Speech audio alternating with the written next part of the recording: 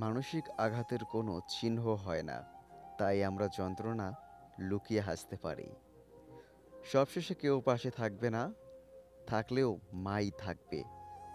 পরিস্থিতি যখন না চায়, পরিচিতরাও তখন ঢোল বাজায়।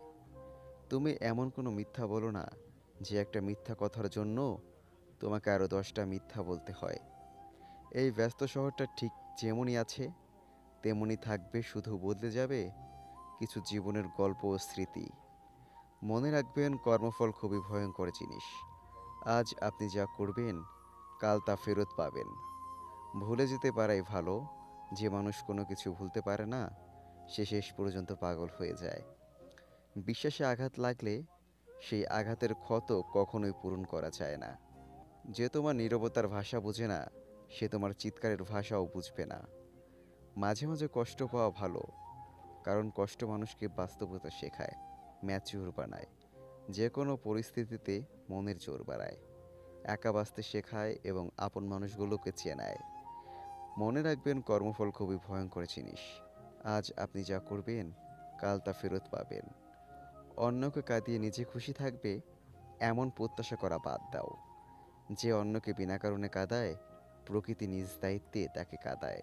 একজন আহত ব্যক্তি তার যন্ত্রণা যত সহজে ভুলে যায়, একজন অপমানিত ব্যক্তি তত সহজে তার অপমান ভোলে না। জীবনে কিছু কিছু প্রশ্ন থাকে যার উত্তর কখনো মেলে না।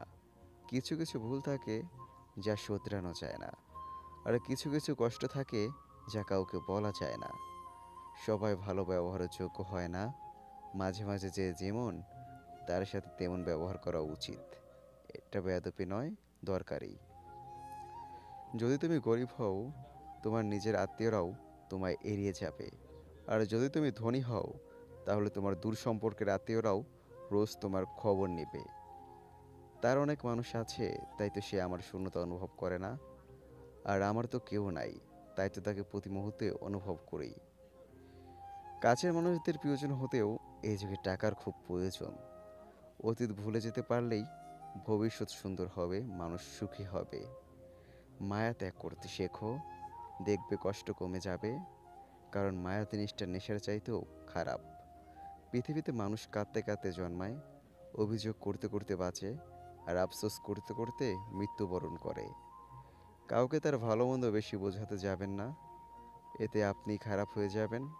তাকে বরং ছেড়ে দিন।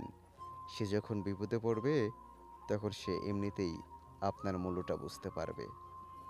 নিজের সম্মান বিসর্জন দিয়ে মানুষের সাথে সম্পর্ক বজায় রাখার কোনো মানেই হয় না। যেখানে নিজের সম্মান নেই, সেখান থেকে বরং নিজেকে সরিয়ে নেওয়াই ভালো। বোকা মানুষ ধোঁকা খায়, সৎ মানুষ কষ্ট পায়, সরল মানুষ আঘাত পায়, আর স্বার্থপর মানুষ আনন্দে দিন কাটায়।